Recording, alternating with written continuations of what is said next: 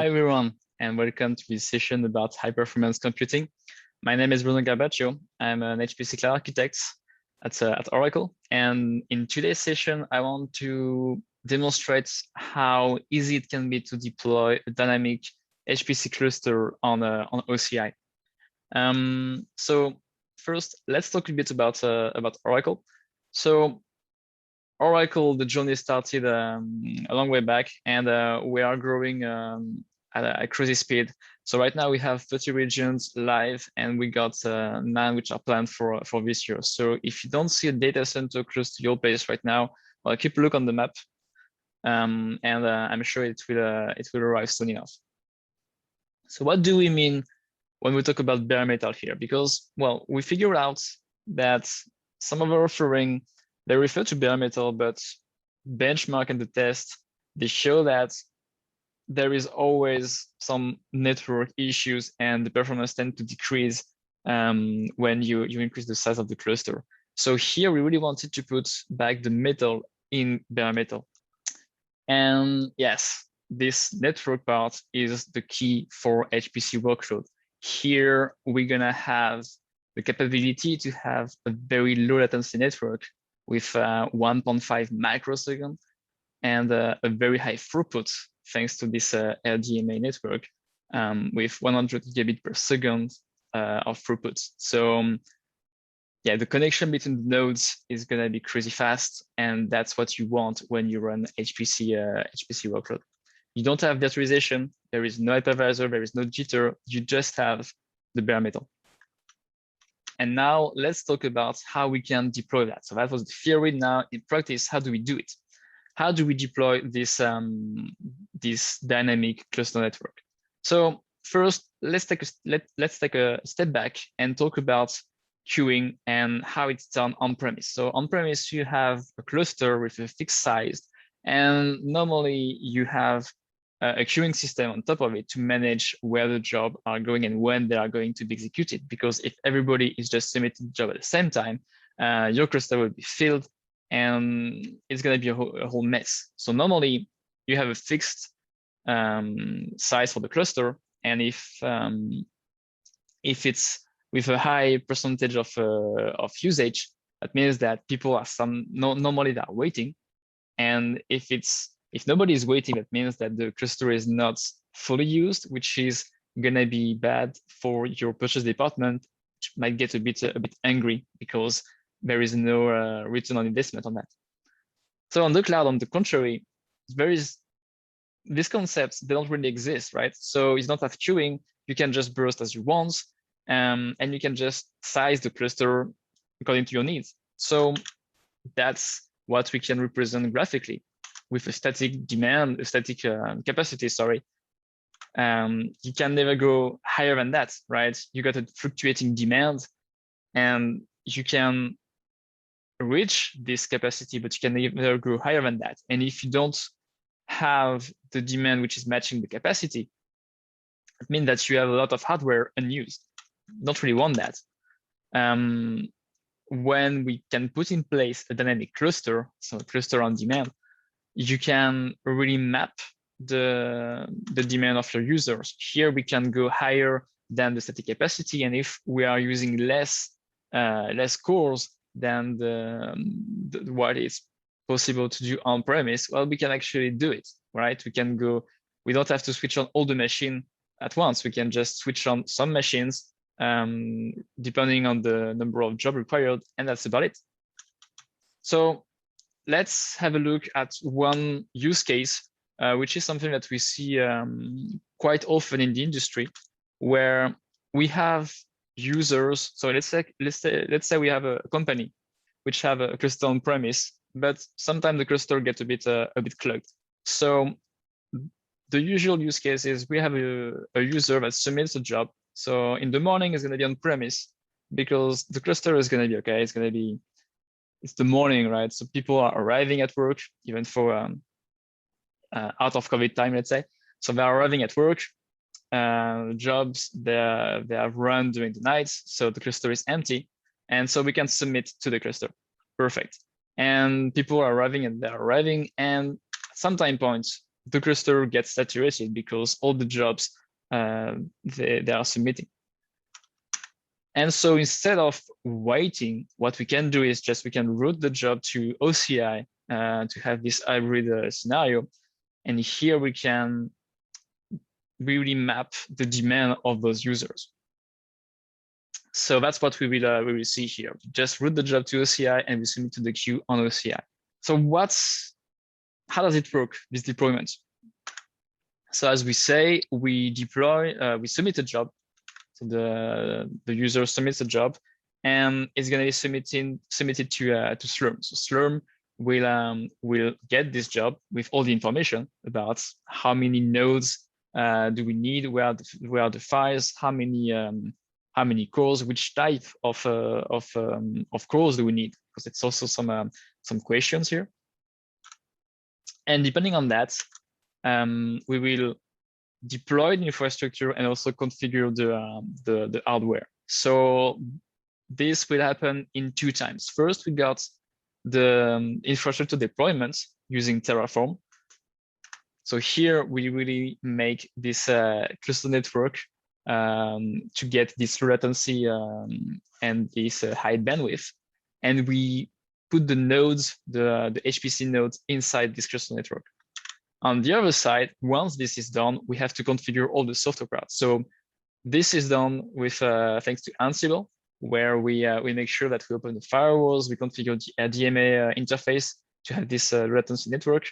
We make sure there is a share location. So in this case, most probably we will take advantage of the local storage of the machine, and we will put 1 disk of 6 terabytes. We will share it with the other nodes of the cluster. And we just make sure that everything is working and all the nodes can communicate with each other. So at this stage, we can run the simulation. So the job is starting on the nodes. And well, once it's done, we just, so we can check the queue and we can make sure that we destroy the created resources if there is no more jobs that require the same amount of nodes. Okay, so now, that was the theory, and let's see how we can put that in practice. And to do so, I will use a simpler example where everything will happen on OCI. So we start from the OCI part, and let's see how we can submit and deploy this HPC cluster. So to do so, I will use an automatic deployment that we will see together, and basically the architecture will be this simple. We will have 1 virtual cloud network on OCI. And in this DCN, I will have 1 public subnet where I will put my what we call the bastion. That will just be the head node, the master node, where I will submit to Slurm. And thanks to this submission, it will just deploy in the second subnet, private subnet, all my required cluster. So all right, let's jump to the console. All right. So we are in the console of OCI. So this is what you will see when you connect to the console. Let's go to a service called Resource Manager. So if we go in Developer Services, Stack. So here I already got a bunch of stack, but I will just create a new one for this example. And so here you can just input your configuration, your Terraform configuration, and that will be used for the deployment of your whole infrastructure. So it's gonna come on the marketplace soon enough, but I would recommend you to go for now on this GitHub repository at OCI HPC Cluster Network. The link will be available at the end of the presentation. You can just download the code and you can just put that here for the deployment. So in my case, I will just put all the files. So this is the HPC cluster. And here there is nothing much to change. So let's just go to the next page. All right, so we select the compartments. I'm in Bruno, it's fine. I will select the AD.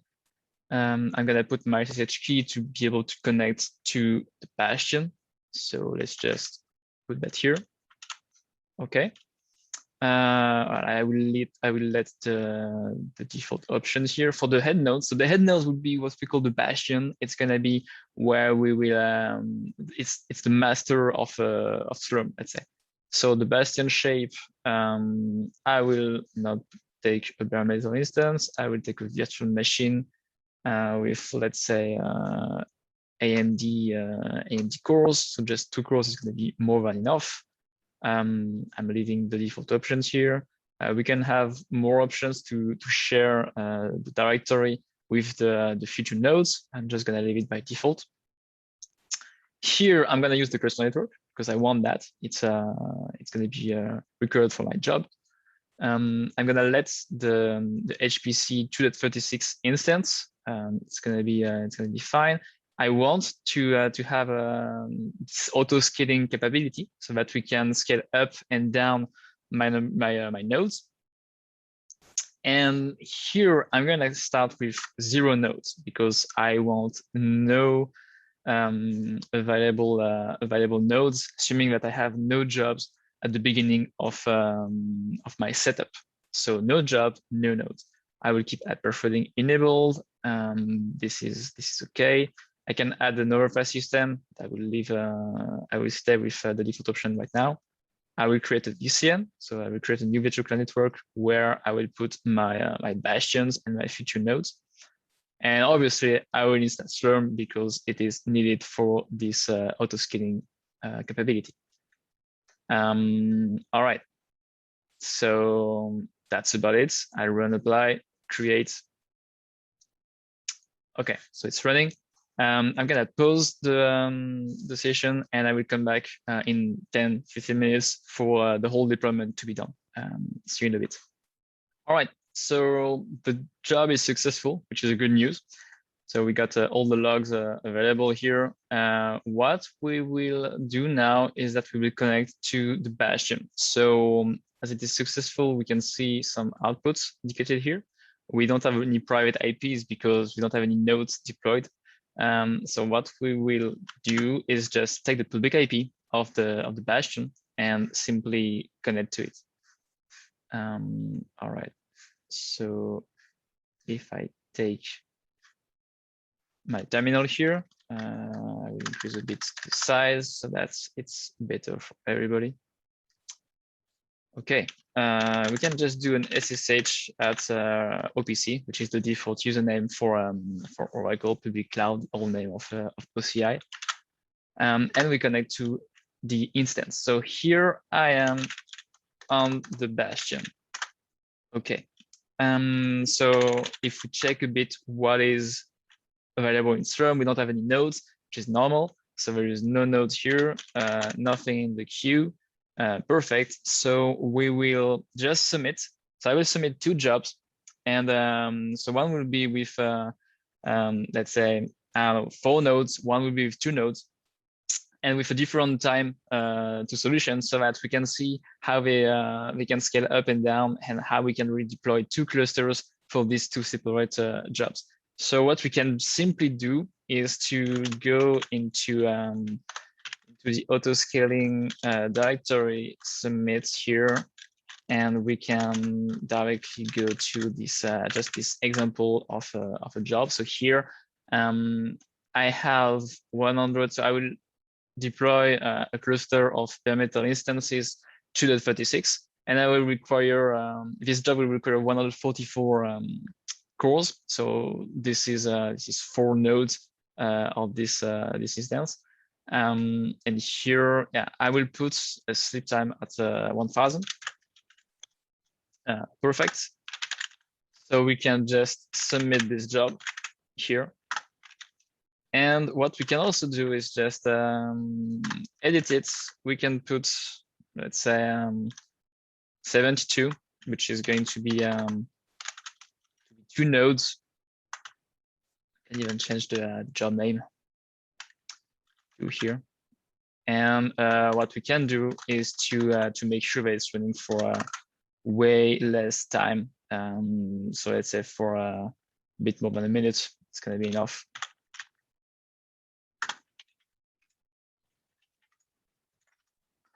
Okay, so we got now two queues. We got two jobs in the queue. We still have nothing available, but what we can check is the log of the creation. So if we go in the, so if we go back to auto scaling and to the log folder, we can directly check first what is going on here. So if we just tail this cron tab, here we see that this cluster has to be built. So this is the 4-node cluster. And we can also check that the other one is going to be built also.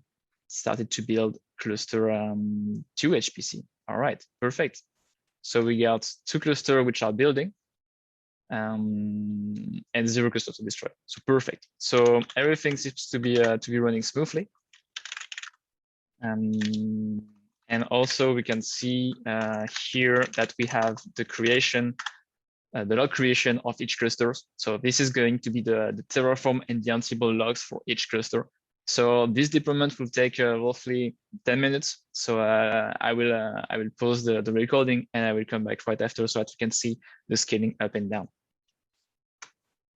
Okay, so the job is successful. We see we got the Terraform job is successful. So this is really, really good. We got the 2 instances created for this HPC2, cluster 2 HPC. And what we can also check is the queue of Slurm. So here we see we got the 2 jobs. That is good. And after 100 seconds, one should stop. So let's just wait for a tiny bit. So yeah, we see we got the cluster 1 HPC node. We got 4 nodes in this one, 2 nodes in this one, and the third one, the job ID 3 should disappear now. So here we go. All right, so that's perfect. Now we got still 2 cluster available because well, the job just finished. I set the idle time to 1 minute, so it means that after 1 minute, if the cluster is not having job to be executed on after 1 minute, it could just get destroyed.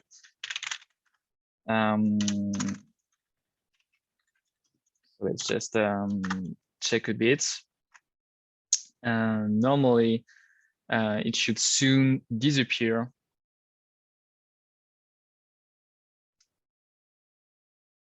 All right, here we go. The job, the cluster disappeared. It's not available anymore. So that means that it is actually being destroyed. And here we can check that. Here we see the delete cluster 2.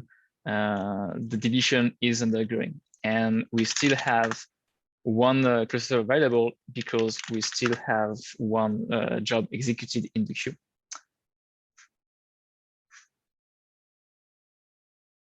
All right, so thank you everyone for joining this talk. I hope you get a better idea of how to deploy a dynamic cluster and how to establish this cluster per job strategy.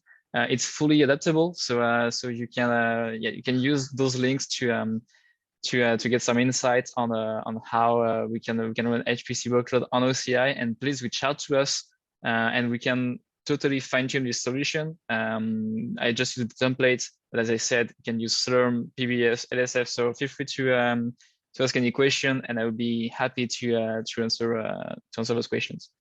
Thank you, everyone, and yeah, have a good day.